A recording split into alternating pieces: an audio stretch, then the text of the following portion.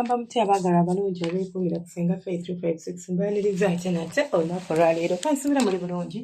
byonna gye musinziira okubeera nga mundaba oba nga mumpuliriza badde bange abalungi olunaku olwali tugenda kwogera ku ngeri gy'osobola okurelaxinga oba okukkakkana nga muli mu nsonga z'okwegatta ate era n'onyumirwa ebintu by'okwegatta bino bannange buli bw'obeera ng'oli ne munno oba nga muli mu mukwano nga mukola omukwano nga tokkakkanye oba ng'omutima gwo gulobooza bino guli eno gutambula eno n'eri tosobola kutuuka ku ntikko naddala abakyala leero siri ku basajja ndi ku bakyala abakyala ebiseera ebisinga mugamba nti senga nze situuka ku ntikko senga nkozita okutuuka ku ntikko yes this is one of things byesobola kuddamu nga kibuuzo nga nkiddamu ng'olwedde ndi ku live kuba kitwala akabanga mba njala nkunnyonnyole to the bone so kibadde ku to-do list yange ey'okuba nga nsomesaako ekimu ku kintu kyolina okubeera ng'otegeera ebintu by'okwegatta birimu of mental than okubeera nga biri physical nti yingira fuluma obwongo bwo bulina okuba nga buli kuparticipatinga mu nsonga eno okubanga ogenda kukkakkana onyumirwe buli bw'orelaxing oba buli bw'okkakkana ogenda kuwulira buli kimu ekituuka ku mubiri gwo bwe mba nga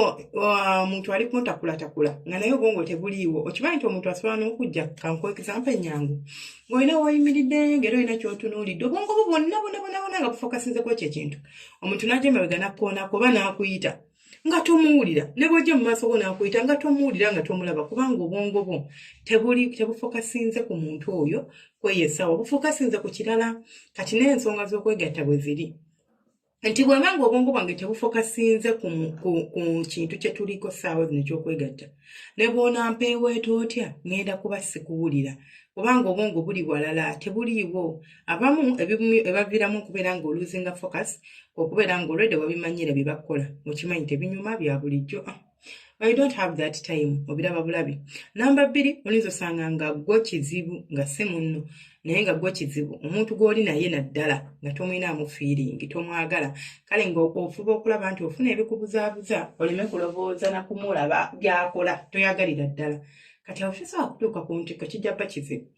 so gezaako okubeera ng'ojja ebyo ebiroboozo mu mutwe gwo free your mind tobeerawo ng'olobooza simanya fiizi simanya abaana simanya banaalya kyenkya ate ngenda kukola kyenkya ngenda bba wakyokutwala ku ssomero ebyo tobiroboozako ku ssaawa eyo kasita oyingira ekisaawe bw'oti nti ngenze mu nsonga za kwegatta obwongo bwo bwonna buleke bufukasinge ku munno na kwegatta bwamumaliriza era kitwala bbanga kyolyoka obeere ng'olobooza bintu nga kanaana bamumaliriza ddala olobooza ebintu byo nga kanaana teryagganye so gezaako okubanga you do not stay in your head tobeera nnyo mu mutwe gwo ng'olobooza bino olobooza biri oli ku bino oba oyagala okuba ng'onyumirwa ebyo ebiroboozo bye bitereke ojja kuba ng'obiroboozaako ddala ekirala expectations ebintu bye tusuubira mu bannaffe oluusi biyitirira ate nno si mu bannaffe bokka naffe ffennyini ng'abantu okimanyi nti nno abantu abamu mwagala okugenda mu nsonga z'okwegatta obeere nga bano abazanyi ba kinaakukka bupoozi bwonna bwe walabye busitayiro bwonna bwe walabye oyagala obukola obumaleyo nsobola okwegomba sitayiro mu kinaakukka naye ne sikola nga bo naye ngimodifyinga to my taste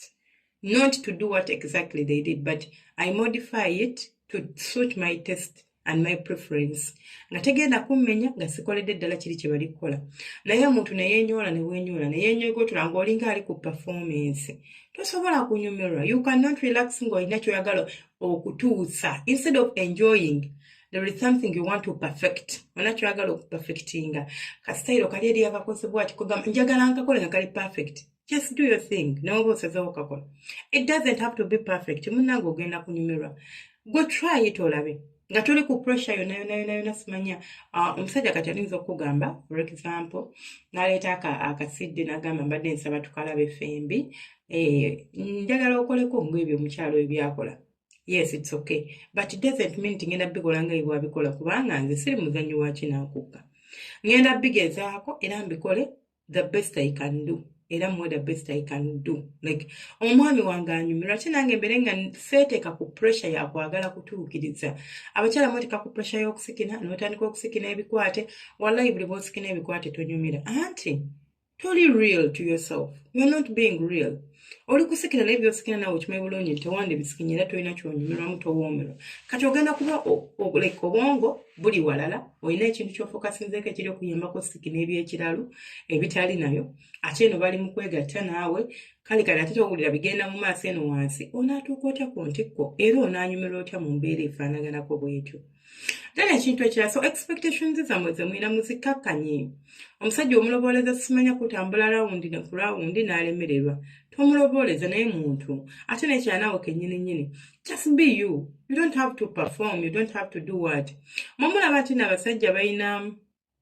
balina kye bayita performance anxiety tebabeeraliikirira ku nsonga y'okuwangaala n'abakyala bwe guli olwo omukazi nga waddakiika 5 kugamba agenda okujja okwegatta nawe ng'ebirowoozo alinanga kanaana oba naakala alowooza ku mazzi n'alowooza ku bwanaasikina n'alowooza ku kubeera nga like anaawangaalako kuko nga takooye mangu n'alowooza ebintu nga kanaana nga bw'olaba omusajja bw'abeera ng'omutwe gw'omuluma agutakula naffe abakyala abamu bwe tubeera kino nno kikuhindaringa oba kikulemesa okuba ng'ogenda kutuuka ku ntikko kwegamba n'okunyumira ebintu by'okwegatta bibeerawo webitowa ebityo ekirala gezaako okuyiga ekyo kyo nkibagambye this is not my first time talking about this point gezaako okuyiga okwesanyusanga ggwe to please yourself like tekerawo okubeera ng'oteeka omusajja ku pressure oba tekerawo okubeera ng'olilayinga nnyo ku patanawo okuba ng'agenda kukumazisa naawe osobola okwesanyusa nobagamba osobola okwesa omukira gw'omusajja n'omutuulako nobeera ng'osobola okwesanyusa osobola okubeera nga olina engeri gy'otuula ku muntu n'oyisaako ekijanjaalawo ku gundi for example ntudde ku viiriviirye n'empisaako ekijanjaalo n'embeera nga neesanyusa infocusing omusajja waba nga ntaddemu leka ayingiza semudondolo ne munoonya n'enzireno n'enzireno nesobola okumufiiringa sogezaako okubeera nga weesanyusanga gwe omuntu obeera ng'osobola okutuuka ku ntikko omusajja ayinza okuba nga ali mu kubeera ng'akutambula naye ng'ateeka position kaakutaddemu kalungi ng'osobola okwekwata ku kijanjaalo kola ekyo kiweeweeteko naye maama abantu bange mulilayinga nnyo ku bannammwe nammwe mulimba n'ekirala osobola okugezaako okubeera nga oejinga owulira ng'onaatera osamula ng'obadde tonnaba kutuuka kwagala n'osooka obuzaabuza enfaayo n'ovaayo n'oweesika n'olinda omusajja n'ayisa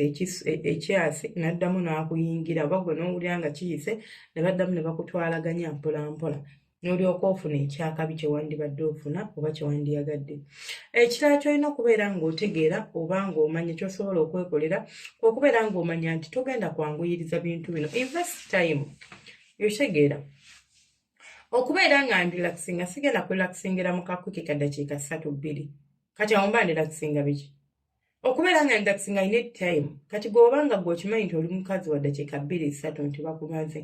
nti nze mmaze it is going to be impossible for you okuba ng'onyumirwa ebintu byetunyumirwa ng'omuntu akutambudde mu bwangu n'akumala ne weziba ddakiika 2 n'akuvaako bye byakuki ninawe mbadde n'osooka onsika obadde olina gy'olaga n'osooka onsika ebyo tekifaayo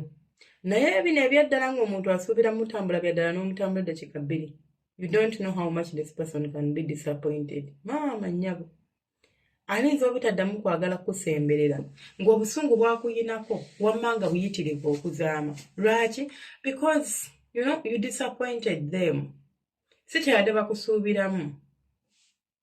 ekirala kyolina okubeera ng'okola keeping open communication this is actually something I shouldn't even be discussing with you communication njogeddeko enfunda nnyingi kubanga it is one of the pillars ezikola amaka ezikola ekisenge ezikola obufumbo ne mu day to day life yaffe gye tutambuliramu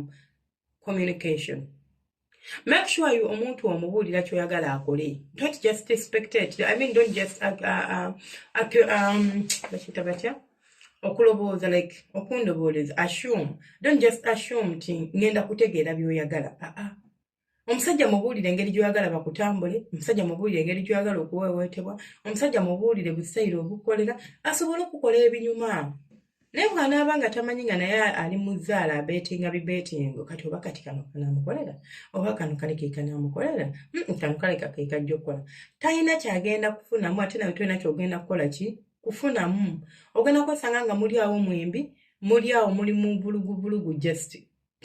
so please let them know mubuulire communicate wabanga byakola bikulumyanga instead of okuwoomera okuletera okurelaxinga you are panicking because of pain mugambe akukaluma alekeraawo mugambe nedda baby kano kali bwe kati bwe kabanga keeko mugambe keeko omusajja nabagamba alinza okuba akutambudde birungi ng'onaatera okusamula n'akyusaamu tomunenya abadde tamanyi kubanga tewali nakabonero kalaga nti obadde onyumirwa tosigina tomukwatako teweenyoola oli awolinga kiti nga yalina okuyiyiza sobera muntu nga osobola okweyambayamba tujja kuddala epaati 2 omukama abanjagalire abankuumire omulyango ogwo baagala nnyo bantu bange mbeera bulungi mwelaba